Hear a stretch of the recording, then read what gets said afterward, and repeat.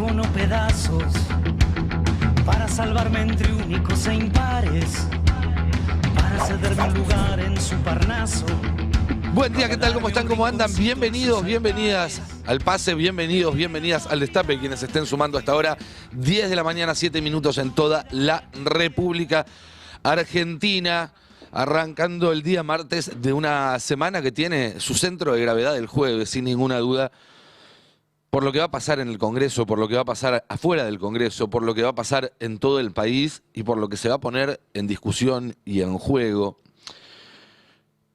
Y ya vamos a llegar ahí en un minutito nada más, pero quería arrancar con el video que quizás algunos de ustedes ya han visto, lo pasó Ari hace un rato, también en las redes, pero me parece importante ponerlo para que todos lo vean como punto de partida de lo que pasó ayer en un stream, en un programa del stream financiado por el gobierno, probablemente por fondos reservados, carajo, donde se puso sobre la mesa, hablando de la provincia de Buenos Aires, del conurbano bonaerense, para ser más específicos, una serie de propuestas donde ya no hay que hablar, como habló Ari tantas veces, y también yo, de lenguaje nazi, de símbolos nazis, de silbatos de perro, de señales de guiños, sino acá directamente, bueno, de bombardear población civil, de esterilizar a las mujeres, de poner un muro y guardias armados que deciden quién pasa y quién no. Nada de lo que diga yo le hace justicia a estos 2-3 minutos de barbaridades que se emitió ayer, insisto, en un programa esponsoreado y bancado directamente desde la Casa Rosada. Ya la provincia de Buenos Aires, en mi humilde opinión, sobre todo lo que tiene que ver con el conurbano bonaerense, ¿no? Sí. Y esa inmensa porción de gente que desde mi punto de vista ya no tiene salvación. Para mí ya no hay retorno ahí, y pase lo que pase, gane quien gane, vas a seguir siendo lo mismo porque vos tenés un problemita cultural y de marginalidad que además ni siquiera empezó con el kirchnerismo. Desde muchísimo antes. Desde antes. Entonces, nada, empezó más precisamente con las cabecitas estas que estaban ahí ponderando, ¿no? Para mí no tiene vuelta la provincia de Buenos Aires. Entonces, yo tengo una serie de propuestas. Bueno, voy a sumar una cuarta ahora porque me gustó esa. Que la primera sería, bueno, la esterilización. Esa me gustó. De hecho, es muy buena, en serio. Es la más tibia, la más tranqui, puede ser, pero... Probablemente es la más tranquila de las tres, sí. Depende del método igual.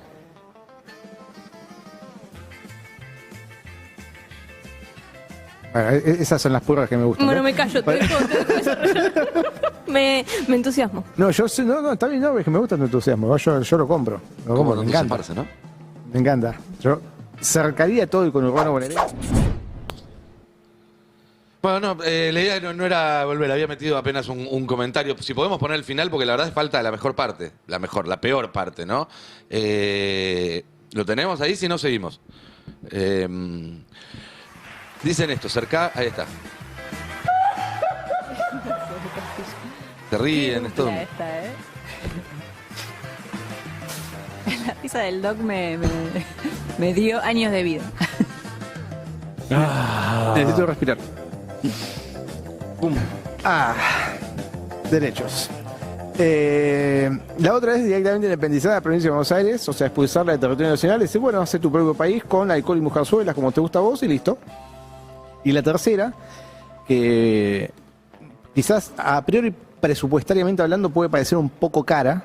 Bueno, y acá viene lo del Napal, pero justo nos perdimos la parte del medio, que era la que me interesaba, que dice que hay que poner una cerca y poner guardias que digan quién pasa y quién no. Una cerca con guardias que dicen quién pasa y quién no. Depende si le gusta o no la cara. Gente que probablemente, si se diera esa situación, no lo dejarían pasar. Y eso también hay que decirlo, ¿no? Gente que, insisto, propone en un canal esponsoreado por el gobierno esterilizar, bombardear o poner una cerca con guardias armados que dicen quién pasa y quién no. Bueno, ayer Ari habló acá de una entrevista, tuvo una entrevista en Habrá Consecuencias con Julián Pajarola. ¿Quién es Julián Pajarola? Es guía de montaña. Y miren lo que contó que le pasó la semana pasada. Nosotros estábamos en el camino de Siete Lagos, accedimos a un lugar que se llama Cerro Espeleta, queríamos acceder en realidad, se entra desde un barrio que es un barrio abierto, estacionamos los vehículos y cuando nos dirigíamos al inicio de la senda de la montaña había un guardia de nacionalidad austríaca diciéndonos que bueno, no podíamos ingresar porque estábamos dentro de un campo de propiedad privada y que los dueños no querían gente adentro del campo. Por ahí es interesante mencionar que no estábamos cerca del casco de la estancia ni de la casa de residencia. Este campo pertenece, según pudimos averiguar, a la familia Swarovski.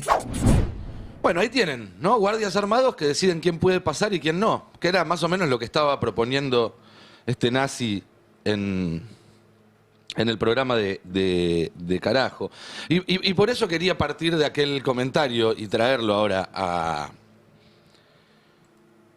a la ley que se va a discutir el jueves en el Senado, porque en realidad vender la Argentina también es una forma de dividirla, de decidir que hay partes de la Argentina que no son para los argentinos, o que hay ciudadanos de primera y de segunda, algunos que pueden acceder a comprar enormes porciones de tierra, incluso sin habitar el país, y luego otros que siendo argentinos o extranjeros ya no pueden acceder ni a la salud, ni a la educación, ni mucho menos.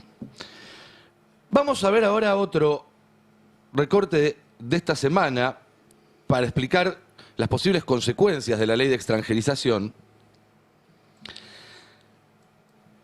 que muestran un caso real que sucede ya en la provincia de Misiones, donde el 80% de las tierras está en manos de una empresa chilena, y cuando el municipio quiso tomar una pequeñísima porción de esas tierras, que no están siendo utilizadas, en muchos casos son monte salvaje, para hacer un plan industrial, para hacer un parque industrial, en la empresa le dijeron, bueno, hay que esperar a que esto lo decida el gerente, y el gerente es alguien que vive en otro país, que nunca pisó ese municipio, que nunca tuvo ningún interés por lo que pasara en la Argentina y que tiene que decidir si se puede o no poner un parque industrial. Veámoslo. Están rodeados, ¿no? En Puerto Libertad. Bueno, sí, nosotros en realidad en Puerto Libertad es uno de los municipios del departamento de Iguazú, ¿no? Nosotros en este caso la empresa Arauco tiene el 70% de las tierras de Libertad. Nosotros lo que tenemos en Puerto Libertad, digamos, la empresa Arauco tiene por supuesto la mayor cantidad de tierras en la zona norte en Puerto Libertad, pero el derrame en cuanto a lo que tenga que ver con empleos no es tal con la proporción, digamos, de la cantidad de tierras que tiene, porque la pastera en sí está en Puerto Esperanza, que está distante a unos 17 kilómetros, y otro aserradero que tienen está en Puerto Piraí, ¿no? Entonces esos son los lugares donde mayor ocupación de mano de obra tienen, ¿no? Claro. ¿Ustedes quisieron, usted quiere que el municipio le compre una parte, de las 62.000 hectáreas creo que tienen? Sí, 62.000. 10 quiere el municipio para un parque industrial, tengo entendido. Sí, es así. Nosotros hemos pedido a la empresa que nos vendan 10 hectáreas para la generación de un parque industrial. Justamente queremos desarrollar actividades distintas en ese predio. Como a modo de ejemplo, me pongo que esto hace 3 años que le hemos pedido y todavía no llegamos a concretar, porque justamente las decisiones de las multinacionales no se toman acá en Argentina, ¿no? Se toman en Chile. Puerto Libertad es zona de frontera, ¿no? Sí, bueno, entonces ahí tenemos, ¿no? Las decisiones sobre zonas de frontera tomadas por gerentes de multinacionales que no conocen el lugar. Y esto es algo que ya está pasando y que ya pasaba desde antes incluso de la ley de tierras que ahora quieren derogar. De hecho, para eso se creó esa ley de tierras. Y acá quería hacer un punto muy claro, porque hoy a la tarde el gobierno va a anunciar supuestas modificaciones en el proyecto. Y la verdad es que no hay ninguna modificación ni ninguna letra chica que pueda volver bueno a este proyecto, porque es un proyecto que es dañino desde su concepción, desde su núcleo, desde su propósito. Y como tal no hay ninguna forma no anti-argentina de votar, de apoyar, de acompañar este proyecto. Cualquier excusa que se dé cae en saco roto. Porque es una ley que no solamente habilita hacia adelante que vengan los supermillonarios a comprarse la Patagonia, a comprarse toda la cuenca del río Paraná, sino que regulariza todo el robo se ha hecho. ¿Se acuerdan cómo advertimos nosotros en su momento cuando se discutía, por ejemplo, la reforma laboral y decíamos, no tiene que ver tanto con lo que sucede hacia adelante, sino con que un montón de cosas que ya pasan, pero son ilegales y permiten entonces discutir, revertirlas, discutir resarcimientos, indemnizaciones, van a quedar al descubierto? Con esto pasa lo mismo. Todas las situaciones irregulares en municipios donde el 60, 80%, 40%, en zonas de frontera, en zonas de valor estratégico que ya fueron adquiridas. Lago Escondido, las tierras en Corrientes de Thompson, lo que quieren comprar los cataríes ahora en Río Negro, etc. Todo eso va a pasar a estar blanqueado. Entonces no vas a poder reclamarlo. O si lo vas a reclamar, bueno, van a tener más herramientas para pedir que les pagues más o lo que fuere. Por eso digo, está bien que salga un gobernador peronista como salió ayer Quintela a decir que hay que expropiar. No sé si lo tenemos ahí el tape para escucharlo también en otra nota de Ari que viene haciendo la verdad unos notones impresionantes. Y decía, vamos a nacionalizar lo que hay que nacionalizar y vamos a expropiar lo que haya que expropiar. Y por último, Sí. Ari, lo que hay que advertir a todos los inversores, Ajá. hay que advertir a todos los inversores que el peronismo va a revisar absolutamente todo va a revisar el peronismo, y va a ocultar todo lo que es este gobierno y lo que sea necesario nacionalizar, lo vamos a nacionalizar, lo que sea necesario expropiar, vamos a expropiar, vamos a recuperar. Lo digo para que no se entusiasmen con este señor que está desequilibrado y que empiecen a querer invertir apropiándose de cosas que no les corresponden. Y quiero ser muy claro con esto.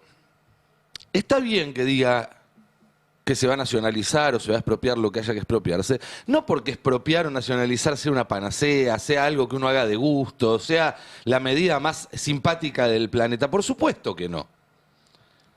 Pasa lo mismo que con el debate del default, que con el debate con otras medidas excepcionales. Son medidas que si se tienen que discutir es para reconocer que la situación es gravísima y que requiere, por lo tanto, medidas gravísimas para solucionarlas. Y que todo lo demás es perder el tiempo, siguiendo haciendo de cuenta de que algo va a pasar cuando no va a pasar. Imagínate, tenés un malestar y vas a ver 2 médicos para que te den su opinión. Los 2 coinciden con que realmente estás enfermo y que la situación es grave. Los 2 te dicen, mira, la verdad, esto es grave. Pero uno de los médicos te dice, igual tranqui, tomate una aspirina y me llamás en una semana a ver cómo te sentís. Y el otro te dice, no, mira, vamos a hacerte todos los estudios y vamos a hacer todos los tratamientos que haya que hacer. Y si hay que amputar, vamos a amputar.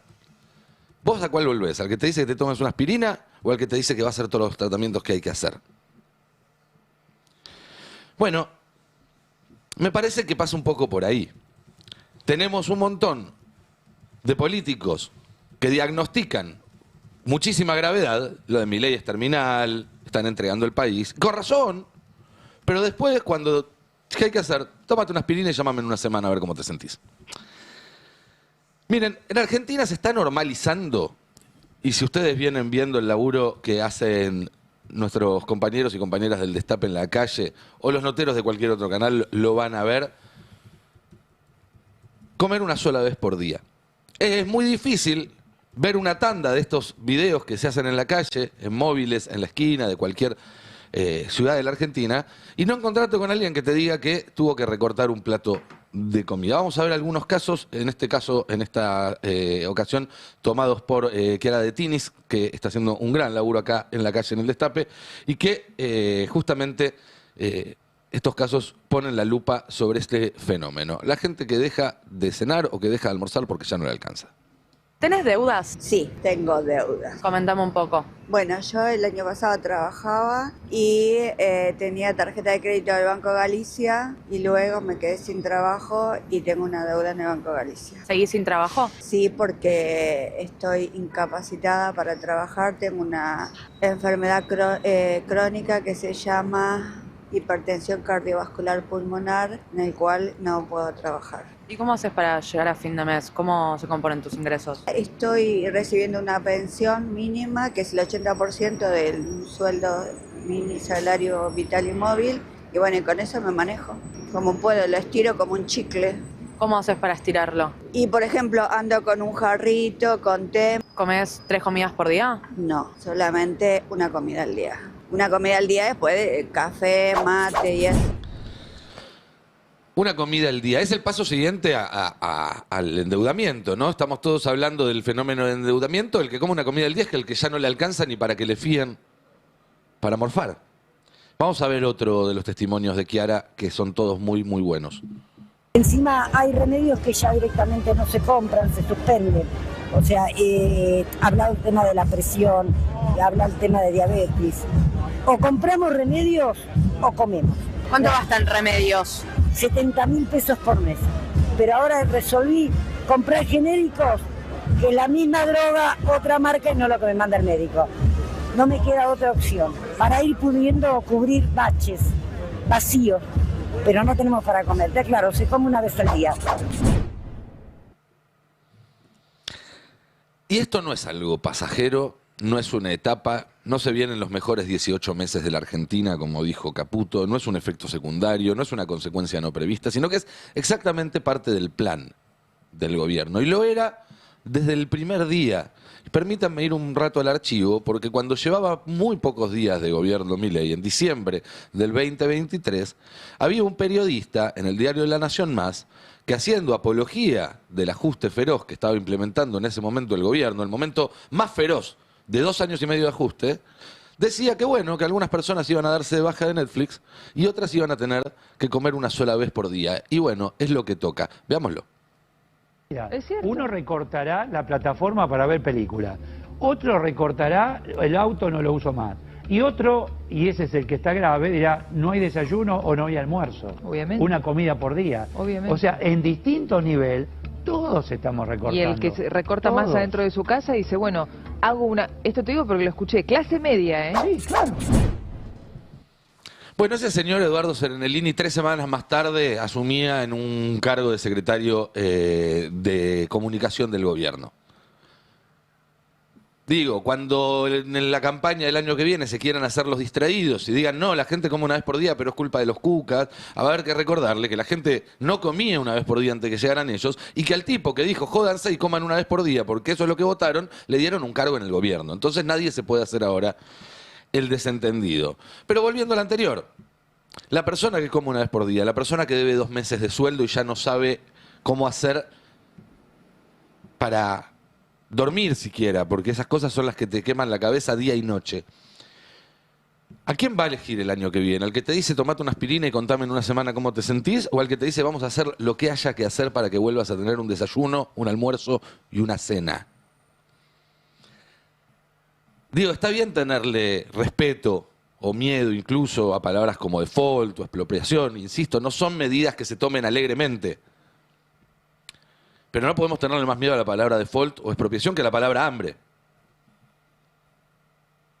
No podemos. Por lo menos no desde una posición política que se quiera mostrar o proyectar como opuesta a este gobierno. Cada cual puede tenerle miedo a las palabras que quiere, insisto. Pero para cambiar esto que está pasando, hacen falta las herramientas adecuadas. Y como la situación es grave, son herramientas excepcionales.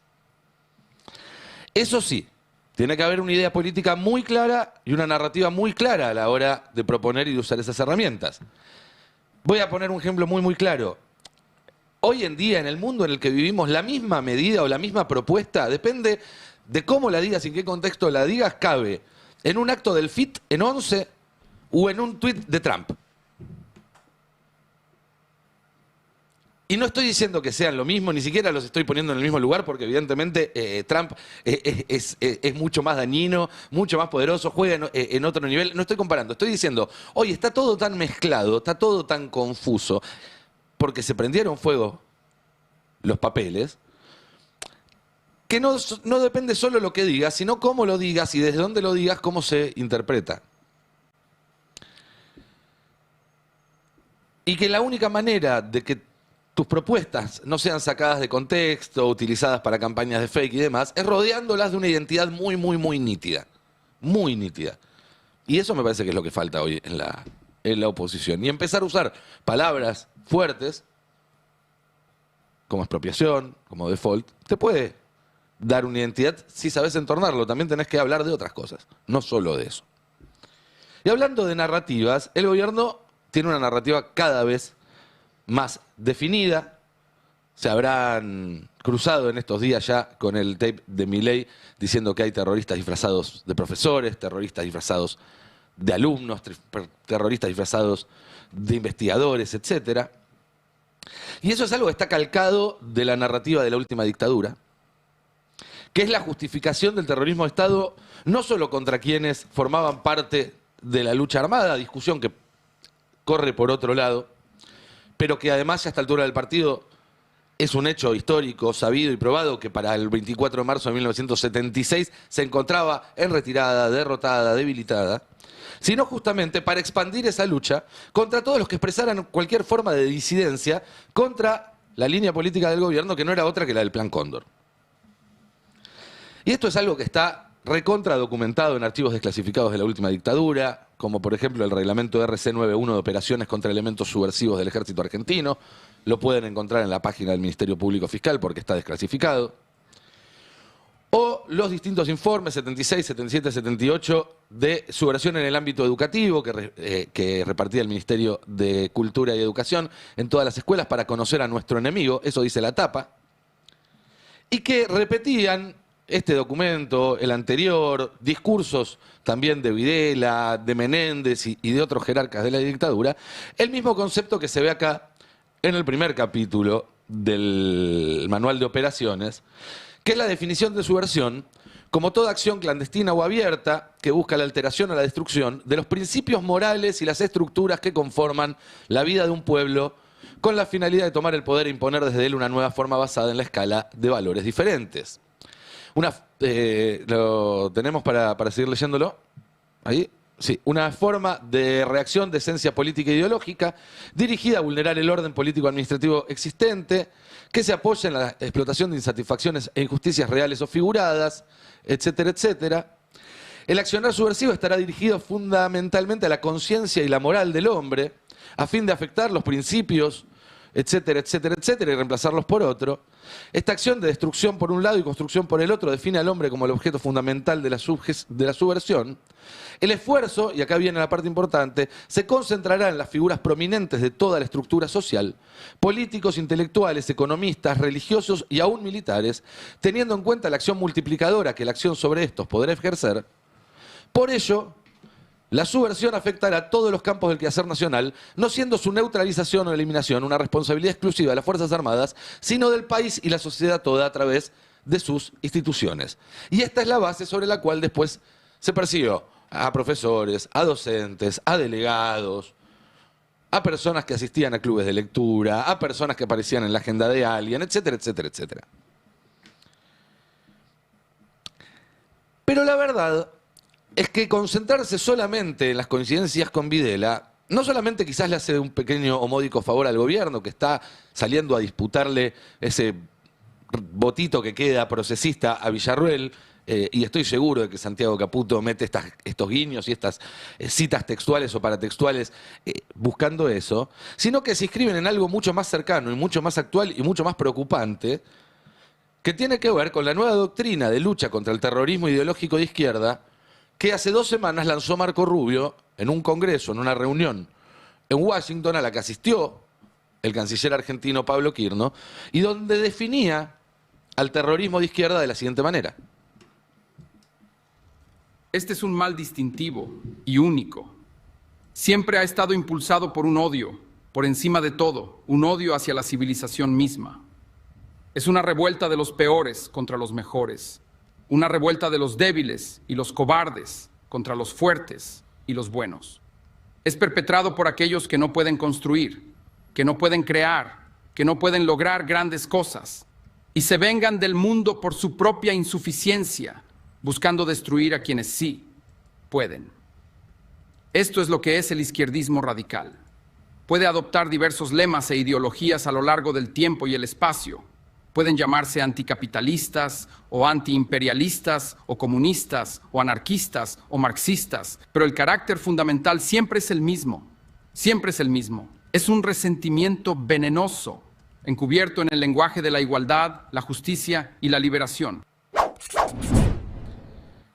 Y está claro ahí, ¿no? Entonces, el objetivo son todos los que hablen de igualdad, de justicia, de liberación, a los cuales se les pondrá el mote de terroristas. Y ahí fue Milei, muy obediente, como un perrito faldero, a aplicarlo y a decir lo que está pasando acá en la Argentina. Cuando terminó ese encuentro, este video circuló bastante, lo pasamos acá muchas veces, a mí me parece de lo más importante que está pasando a nivel geopolítico para nosotros ahora. Pero cuando terminó ese mismo encuentro, el coordinador de la lucha contra el terrorismo dio una conferencia de prensa y cuando le preguntaron por esto, dio una definición muy breve que para mí es sumamente importante para entender lo que tenemos entre manos. Como se detalla en la estrategia antiterrorista de los Estados Unidos, actualmente nos enfrentamos a 3 tipos principales de grupos terroristas: narcoterroristas, terroristas islámicos o yihadistas y terroristas de extrema izquierda. Para los 3, necesitamos identificar a los actores y planes terroristas antes de que sucedan. Y esta declaración tan breve de 20 segundos tiene 2 claves. La primera, donde iguala terroristas islámicos, narcoterroristas y terroristas de izquierda. ¿Y por qué es importante? Porque en los últimos 7 meses y 4 días, y en realidad, y un día, en nombre de la lucha contra el narcoterrorismo, secuestraron a un presidente y se lo llevaron preso. Y en nombre de la lucha contra el terrorismo islámico, asesinaron, bombardeando un país, al líder de ese país y además iniciaron una guerra que todavía no pueden terminar. Y si está todo en ese nivel, bueno, ya sabemos qué podemos esperar para nosotros, ¿no es cierto? Digo, no están ocultando absolutamente nada. Pero esa es la primera clave. Y la segunda clave es más preocupante todavía. Porque dice, y tenemos que encargarnos de eso antes de que suceda. Ya que no saben cuál es la tecnología, la empresa y el dueño que se encargan de predecir estas cuestiones antes de que sucedan. ¡Tarán! Miren quién volvió a la Argentina. El compañero Peter Thiel, que va a estar el 1 y el 2 de septiembre protagonizando un congreso en un hotel porteño, junto con Toto Caputo, con Federico Sturzenegger, con el ex candidato de extrema derecha en Chile, Axel Kaiser, y con James Heckman, premio Nobel de Economía, dueño de Palantir, la empresa que se dedica a anticipar este tipo de conductas, de pensamientos, porque sabemos que no son delitos lo que persiguen ahora, e indicarle a las fuerzas cómo proceder. Recordemos que acá contamos en enero que todas las redadas en Michigan, ¿se acuerdan que hubo, que estuvimos varias semanas cubriendo el tema, que se los llevaban, parecía que querían expulsar a miles de inmigrantes? En realidad era una cobertura, que estaban yendo a buscar a algunas personas muy precisas, a las cuales Palantir marcaba y decía, bueno, si te lo querés llevar y que no se note que estás yendo a buscar a este, llévate a todos estos que están con él y decí que es por el tema migratorio y decí que es por este otro tema. Bueno, eso ya lo pusieron en práctica en el verano en Estados Unidos y no tenemos ningún motivo para esperar que no lo vuelvan a hacer acá, allá o en cualquier otro lado. Y quiero ver un último video para volver al tema del jueves, para volver al tema de la ley de tierras, porque la entrega pasa por muchos canales distintos y en paralelo. Y este fragmento que comenta el colega Andrés Lerner a mí me prendió muchísimas alarmas. Joda, no lo mandó un 4 de copa, lo mandó el encargado de negocios de la Embajada de Estados Unidos. Qué impunidad que se exponga así, ¿no? Con nombre, por mensaje. Y estás viendo algo que no vas a ver en otro lado, te lo aseguro, ¿eh? Estimado Sergio, espero que se encuentre bien. El motivo de mi solicitud urgente de una llamada es que el gobierno estadounidense está implementando una nueva política que restringe o revoca visas para los directivos que expanden las operaciones de Huawei en Argentina. Huawei es una empresa... la pelea del 5G, básicamente. Exactamente, tecnológica, de comunicaciones, China, una empresa muy importante. Mis superiores han manifestado su preocupación por esta iniciativa de Huawei y me han pedido saber si es posible cancelar la iniciativa o si CALF ha traspasado los límites al impulsar el avance estratégico. Bueno, por si no se entendió, el encargado de negocios de la Embajada de Estados Unidos le escribe mensajes a empresarios argentinos para decirle que no cierra acuerdos con empresas chinas. No hay más país, chicos. ¿Qué quieren que les diga? No hay más país. A ver, la Embajada de Estados Unidos puede hacer esto, todo lo que quiera. El problema es que el gobierno de la Argentina debería estar emitiendo una nota de queja ante esta acción o algún tipo de reacción, porque si vos dejás que hagan esto, no hay más país. Por eso, y esto me parece sumamente importante, el jueves no podemos salir a frenar la ley. Ni siquiera podemos pensar solamente en, bueno, que se vaya Milei, como muchos estarán pensando. Hay que empezar a pelear para recuperar cosas que nos sacaron, recuperar poder, recuperar a nuestro país, recuperar el plato de comida que ya no tenemos, las vacaciones que ya no hacemos, las horas que ya no pasamos con nuestros pibes porque tenemos que laburar 3, 4, 5 horas más para ganar menos que hace 2 años o 3. La posibilidad de tener una vida, la posibilidad de elegir con libertad qué hacer de esa vida. Mientras demos una batalla para no seguir retrocediendo, vamos a estar dando una batalla condenada al fracaso. Porque es como colgarse el travesaño cuando vas perdiendo 3-0. Hay que empezar a plantearse objetivos más ambiciosos, ideas más nítidas y sin miedo. Porque si estos hijos de puta no tienen miedo de salir a decir que hay que bombardear la provincia de Buenos Aires, que hay que poner una reja con guardias que te disparan si no les gusta tu cara, o que hay que esterilizar a todas las mujeres, entonces nosotros no podemos tener miedo de decir que tu sueldo va a ser mejor porque vamos a ir a buscar la guita a donde haya que ir a buscarla. Y si hay que expropiarla, se expropiará. Y si hay que defoltear, se defolteará. Ojalá no haya que llegar a ese punto, pero estamos dispuestos a hacer a todos para que los argentinos estén mejor. Buen día, ¿qué tal, compañeros? ¿Cómo están? ¿Qué haces, Nico? ¿Cómo te va? Los invito, si quieren, a ver el video que se interrumpió recién para que el que no lo vio tenga bien claro de qué estábamos hablando y también para charlarlo con ustedes, porque me parece sumamente grave, insisto, que desde una usina de pensamiento oficial del gobierno, porque carajo no esconde su filiación oficialista y sus vínculos con distintos estamentos del gobierno, se digan cosas como esta. Tengo una serie de propuestas, bueno, voy a sumar una cuarta ahora porque me gustó esa. Que la primera sería, bueno, la esterilización, esa me gustó. De hecho, es muy buena, en serio. Es la más tibia, la más tranqui, puede ser, pero... Probablemente es la más tranquila de las 3, sí. Depende del método igual.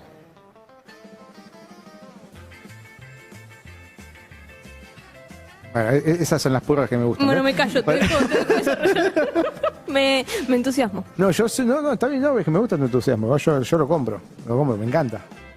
Me encanta. Yo cercaría todo el conurbano bonaerense, levantaría un muro de 15 metros de altura con snipers arriba, para que nadie pueda cruzar además.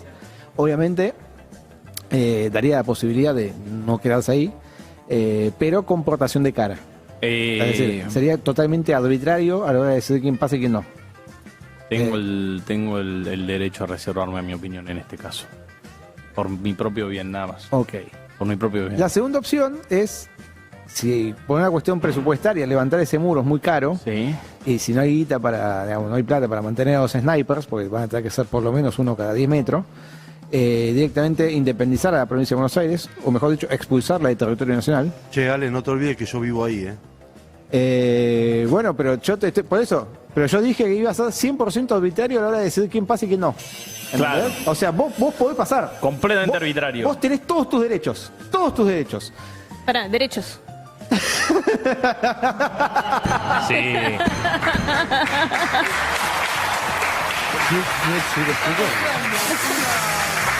Un cartón con paleta diferentes de colores. colores, paleta de colores el meme de